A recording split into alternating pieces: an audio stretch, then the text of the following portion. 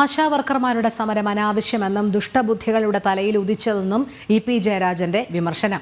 പ്രകടന പത്രികയിൽ 700 രൂപ ദിവസവേതനമായി വാഗ്ദാനം നൽകിയത് ഇടത് സർക്കാരാണെന്നും ഇപ്പോൾ എങ്ങനെ ദുഷ്ടബുദ്ധിയാകുമെന്നും ആശാവർക്കർമാരുടെ മറുപടി. സമരം ഇന്ന് 34ാം ദിവസത്തിലേക്ക് കടക്കുമ്പോൾ കേന്ദ്രം നേരിട്ട് വേതനം നൽകണമെന്ന അഭ്യർത്ഥനയുമായി ആശാവർക്കർമാർ. വെയിലും മഴയും കൊണ്ട് ആശാവർക്കർമാർ നീതിക്കായി സെക്രട്ടേറിയറ്റ് മുന്നിൽ പോരാടാൻ തുടങ്ങിയിട്ട് 34 ദിവസത്തിലേറെയായി. ഇതിനിടയിൽ കേന്ദ്രത്തിന്റെ ഇടപെടൽ മാത്രമാണ് ആശമാർക്ക് ആശ്വാസമായത്.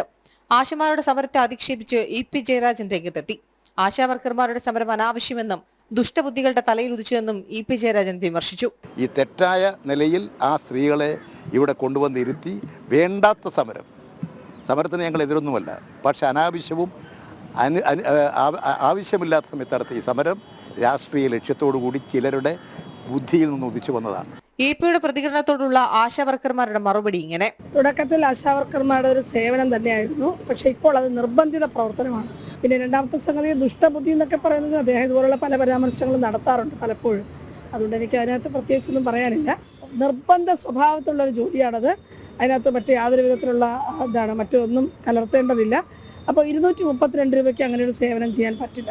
സമരം 34ാം ദിവസത്തിലേക്ക് കടക്കുമ്പോഴും സംസ്ഥാന സർക്കാർ മൗനം തുടരുന്നതിനാൽ കേന്ദ്രം നേരിട്ട് വേതനം നൽകണമെന്ന് ആശമാർ അഭ്യർത്ഥിച്ചു. ഒരു കാര്യം, ഈ NHM നമ്മുടെ ഇടയിൽ വേറെ ഇടപാടുകാർ വേണ്ട.